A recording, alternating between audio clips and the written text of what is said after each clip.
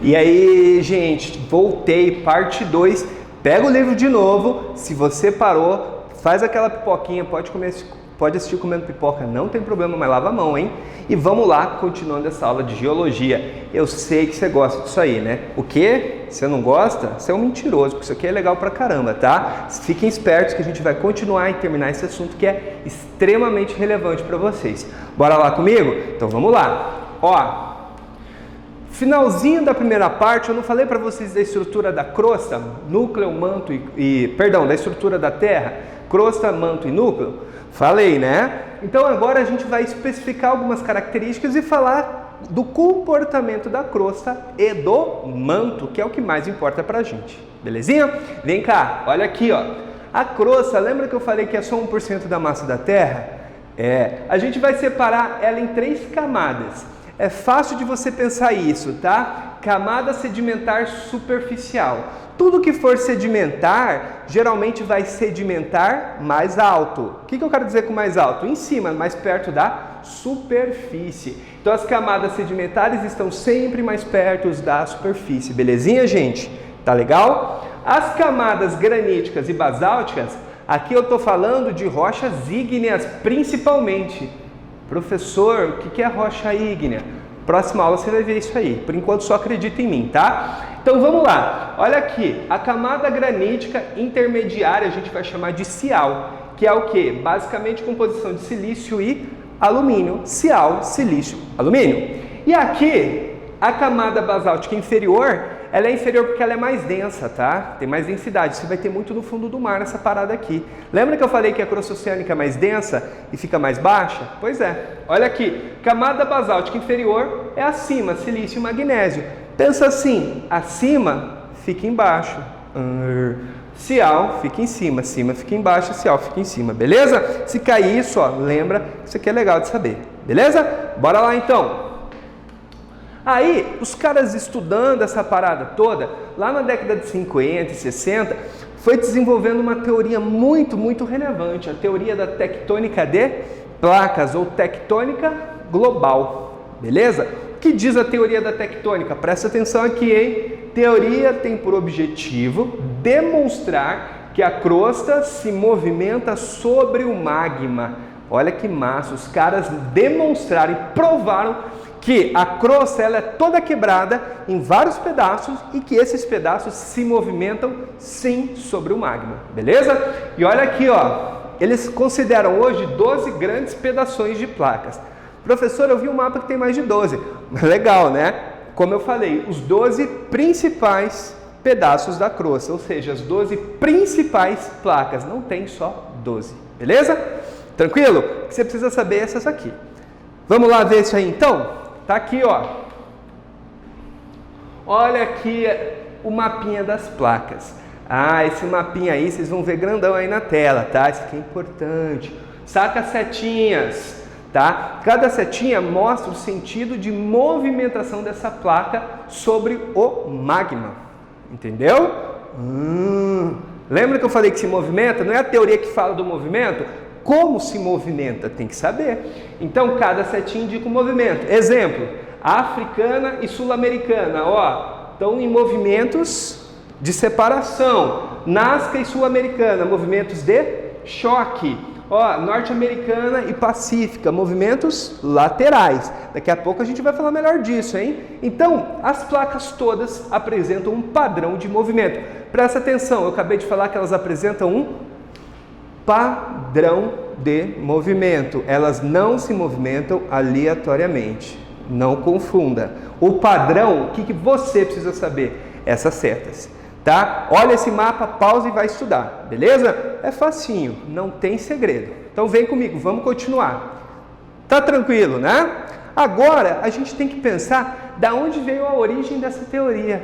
E aí é bem interessante. Dessa teoria não, dessa confirmação, né? Para os caras começarem a considerar essa ideia de movimentação da crosta, eles resgataram o que um cara lá no comecinho do século XX, tinha estudado. Esse cara chamava Wegener. Esse cara propôs que os continentes se movimentavam. Olha que ideia louca. Pô, começo do século XX, alguém falar que os continentes se movimentam? Pô, esse cara tá viajando, né? Pois é, décadas depois foram provar que ele estava certo. Cara visionário, não é? Essa teoria do Wegener era chamada de deriva continental, ou seja, a movimentação dos continentes sobre a superfície da Terra. Obviamente que ele não sabia direito o que era o manto, obviamente que ele não sabia, não existia uma teoria de tectônica de placas, mas ele tinha alguns indícios que deram aquele start no cérebro dele para ele pensar isso. Tem gente que é muito acima da média, fora do normal, né? Esse era um deles. Vamos lá. Olha aqui, o que ele pensou? Deriva continental, tá? Ele pensou o seguinte, né? Se a forma da América do Sul e da África, elas são mais ou menos parecidas. Então esse foi o primeiro indício para ele. Pô, encaixa. Poxa, peraí, se encaixa? Será que é? Será que estava junto? Olha aí, ele tem uma hipótese para ser construída. E aí ele foi estudando indícios fósseis, indícios climáticos de glaciações. Então ele tinha fósseis, indícios de glaciações, né? Ou seja, indícios de rochas, e tinha essas formas. E isso ele fundamentou a teoria dele. Mas você entende que é pouco para ele provar? Pois é, por isso que ele não provou. Por isso que essa teoria dele foi ser retrabalhada só na segunda metade do século XX, né? Bem depois. Beleza? Então é isso aí. Olha aqui, ele chamou a famosa Pangeia, né? Aquele momento que a Terra estava toda juntinha, né? Olha que interessante, né? Tudo coladinho formando um imenso continente. Que era que formou essa Pangeia?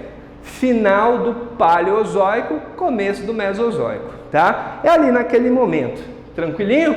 Então ali a gente tinha a Pangeia. Essa Pangeia vai começar a se separar no Mesozoico, interessante, né? E nessa Pangeia nós tínhamos o quê? Um supercontinente ao norte e um supercontinente ao sul, Laurásia Gondwana, né? Laurásia e Gondwana, beleza? Eram os dois supercontinentes que formavam a Pangeia. Facinho, né? Importante de lembrar. Olha aqui esse esqueminha maroto, ó, interessante, né? Uma evolução de separação da Pangeia de 200 e tantos milhões de anos atrás até hoje, né? Então é isso que se chama de deriva continental. Tranquilo, massa, né? Entenderam a ideia da tectônica global ou de placas? Entendeu? Entendeu a deriva continental? Entendeu, né? Então vamos lá, continuando. Bom, agora vamos ver com o negócio que o negócio vai ficar louco agora. Vamos falar das coisas mais difíceis. Por que e como se movimentam essas placas? Temos que entender como que é o processo que acontece no manto que faz essas placas se movimentarem, ou para se chocar ou para se separar. Olha aqui, esse esqueminha tem na apostila de vocês. Acharam aí? Pronto, agora achou, né? Então acompanha aí na apostila. Vamos lá. O que você tem que entender? Primeiro, uma paradinha chamada de correntes de convecção. Correntes de convecção, tá? Você estuda isso em física, talvez em química. O que é essa parada de correntes de convecção? Olha aqui minha mão. Imagina uma panela com água no fogo. Imaginou? Quando você imagina que esse fogo está bem no meio do fundo da panela, não tá? Imaginou? Esquentou ali. Quando essa água esquenta no fundo da panela, ela sobe, porque a densidade fica menor, beleza? Densidade menor, essa água quente sobe. Lá em cima ela não esfria? Esfria, aí ela desce. Esquenta no meio, sobe, esfria, desce. Esquenta, sobe, esfria, desce. Esquenta, sobe, esfria, desce. Formando correntes de convecção. Olha aqui, ó. Esquenta, sobe, esfria, desce. Esquenta, sobe, esfria, desce. Correntes de convecção. Legal. Presta atenção nisso, que em clima rola muito. A atmosfera está acontecendo isso o tempo inteiro. Fluxos convectivos de ar, fluxos convectivos de magma e assim por diante. Tem que saber física, hein? Vamos lá. Nesse ponto de correntes de convecção, onde está acontecendo a convecção, o que eu vou observar aqui? Eu vou observar movimentos de choque ou de separação? De separação, não é? Exatamente. Se aqui eu tenho movimentos de separação, significa que nos fluxos convectivos é onde as placas vão rachar e se separar. Presta atenção, nos fluxos convectivos é onde a placa racha e se separa. movimentos opostos, né? De divergência. Beleza? Beleza? Então vamos lá. Se eu separei as placas, o que vai acontecer? Esse bloco aqui não veio para cá? Veio. Se um outro bloco que está aqui vai para lá, o que vai acontecer aqui? Esse cara vindo para cá, esse outro cara vindo para cá, choque. Sacou? Se eu tenho um fluxo convectivo para cá e esse aqui, significa que eu tenho duas placas indo em sentido de colisão. E é isso que os caras entenderam para explicar o porquê que as placas se movimentam. Então eu tenho que sacar dos fluxos de convecção. No ponto da corrente de convecção, eu tenho separação. No outro ponto, eu tendo a ter choque de placas. Entenderam isso? Massa isso aqui, não é, gente? Putz, isso aqui é muito legal. Eu sei que você acha legal também. Para de fazer careta. Isso aqui é legal. Vamos lá. Aqui, quando está tendo ponto de separação, é onde a gente começa a formar o quê? Oceanos. No meio do Atlântico, meio intermediário. Qual é o prefixo? Lembrou? Isso, meso. Então, no meio do Oceano Atlântico, eu tenho a dorsal mesoatlântica, que é o médio do oceano. Beleza? Então, isso é interessante. Nos fluxos convectivos, eu vou sempre formar novos oceanos. Beleza? Vamos ver melhor esses movimentos? Vem cá, deixa eu mostrar outras coisas. Ó, saca esses GIFs aqui, né? Me pediram aulas animadas, eu pensei em como? Vou botar GIF, né? Olha aqui, olha o fluxo de convecção. Não liga para escrita não, que não fui eu que fiz não, tá? Olha aqui, ó, fluxo de convecção, se atém ao GIF, tá? Olha aqui, abriu a fenda rift, ou rift, se você preferir aí, né? Depende do seu inglês. Vai formar o Rift Valley aqui. Rachou aqui no meio, eu vou ter uma projeção do magma para a superfície. Eita! Então toda vez que racha o magma sai para a superfície, eu tenho efeitos que eu chamo de fenômenos que eu chamo de vulcanismo. E sabe onde foi o maior derramamento de magma da história do planeta? Sabe? Que bom, porque você está sobre ele. Pois é, a formação do Atlântico teve um derramamento de magma que é considerado o maior derramamento de magma da história do planeta Terra. Que massa! Formou a bacia do Paraná. Caramba! Pois é, estamos sobre ele, tá? Derramamento de Tramp, né? Então é assim que fala, beleza? Esse derramamento do Mesozoico é considerado justamente o maior da história. Por quê? No meio do Atlântico eu tenho um grande fluxo de convecção magmática empurrando a placa africana para um lado e a sul-americana para outro, produzindo um gigantesco rift que ao longo de milhões de anos derramou muito magma. Beleza? Massa, né? Bem legal isso aqui.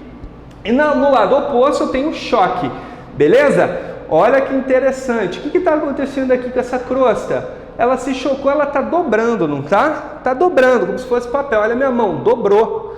Por isso que a gente chama essas montanhas de dobramentos modernos. Então, quando eu tenho choque, eu formo dobramentos. Quando eu tenho separação, eu formo oceanos. De novo, choque, dobramentos, separação, oceanos. E tudo forma vulcão. Vamos ver mais especificamente aqui, ó. Olha aqui, 3 modelinhos de limites convergentes, ou seja, de limites de choque. No limite convergente a gente chama de destrutivo. Olha por quê, que interessante. Tá vendo bem aqui, não está entrando embaixo? Tá vendo que essa placa oceânica, lembra que eu falei que ela era mais densa na aula passada? Pois é, tá vendo que ela está entrando embaixo da placa continental? Então essa placa aqui está sendo consumida, está sendo destruída. Deixa eu pegar uma imagem maior aqui, ó. Tá vendo? Melhorou, né? Olha aqui, a placa oceânica está entrando na astenosfera. Lembra que eu falei que a astenosfera é o manto? Então essa parte da crosta está sendo consumida pelo manto.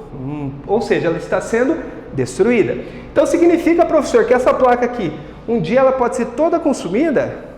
Pode, não sei. Daqui milhões e milhões de anos, isso vai ter um destino, beleza? Mas por enquanto, você considera que essa placa está sendo consumida nesse limite, nos limites convergentes. Sempre a oceânica entra embaixo. Por quê? Porque ela é mais densa. Tranquilo? Como que eu chamo esse processo? Força o inglês de vocês. Subducção, não é? É o processo que a gente chama de subducção. Anota aí, subducção é o processo de consumo das placas num limite convergente. Beleza? Legal isso aqui, né? Olha as cadeias montanhosas, os dobramentos. Se eles são do Cenozoico, são dobramentos modernos. Olha o vulcanismo, olha o manto, olha a pluma de magma que forma aqui, né? Câmara magmática. Tá vendo? Então, e bem aqui, nesse ponto de encontro, forma um buracão no oceano, que a gente chama de fossas oceânicas. Beleza? Essas fossas são os pontos mais profundos do oceano. Fossa mais profunda das Marianas. Pois é, Fossa das Marianas chega a ter mais de 11 quilômetros de profundidade. Nós não conseguimos chegar no fundo dela. Não temos tecnologia para isso. Tranquilo? Muita pressão. Sacaram? Então, resumindo, tá? Presta atenção aqui que eu vou resumir. Movimentos convergentes são movimentos de choque de placas. Vai formar a placa mais densa oceânica, sofre subducção, ou seja, ela vai ser consumida pela astenosfera ou manto superior. A placa continental, ela vai ser pressionada e nessa pressão ela vai ser dobrada. Então, eu vou criar dobramentos e vou criar consumo de placas por subducção. Em ambos os casos aqui eu vou ter formação de vulcões e terremoto, obviamente. E aqui no oceano eu formo as fossas oceânicas, que é o lugar mais profundo onde tem o encontro das placas. Tranquilo? É complicadinho? Um pouquinho. É só se concentrar, só estudar que vai ficar de boa e faz exercício. Vamos lá. O outro limite, não menos importante, olha aqui, é o de divergência de placas. Eu acabei de explicar ali atrás, hein? Divergência é a separação, são os fluxos de convecção. Imagina, gente, que isso aqui, é o lugar onde está o Oceano Atlântico. Olha aqui, fusão do magma, pressão, convecção, forçando a placa, forçando, começou a rachar. Rachou tudo, não formou vulcão? Lembra o derramamento de Trump? Olha ele aqui, começou a rachar, começou a formar vulcão. Passou alguns milhões ou milhares de anos, esse buraco cresceu. Tá? Ou seja, empurrou essa crosta para cá e essa para lá. E no meio não derramou magma? Esse magma, quando resfria, não vai formar outra crosta?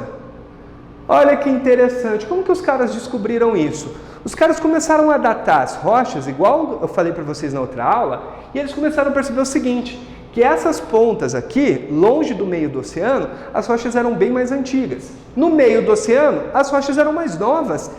Pô, se a rocha é mais nova aqui, significa que ela foi formada depois. Então significa que essa crosta é nova, essa crosta antiga. Resultado, se essa crosta é nova, significa que teve uma infusão magmática ali bem depois. Ou seja, essa região aqui é uma região que foi formada essa região de crosta foi formada bem depois. Logo, eu concluo que no meio do oceano a crosta é nova. E aí continua separando, vai formando o buracão que acumula água. Então esse processo ele é constante, né? Então aqui eu tenho um esqueminha da divergência de placas, né? Olha aqui, 4 modelos, né? Uma linha do tempo. As rochas aqui são uma crosta mais nova, por quê? Porque foi derramando magma e solidificando depois, e aqui é a crosta mais antiga. Beleza? E esse meiozinho aqui a gente chama de dorsais. E a dorsal mais famosa é a Mesoatlântica. Você tem uma dorsal ali no leste do Pacífico e outra no sudeste Índico. Mas essa dorsal Mesoatlântica é a que mais importa para você. Beleza? Tranquilinho? Então vamos lá. Vamos lá. Terceiro tipo de limite. Esse é o limite conservativo. Estamos acabando. Tá? Limite conservativo é o último que a gente vai estudar. Olha o gifzinho lá.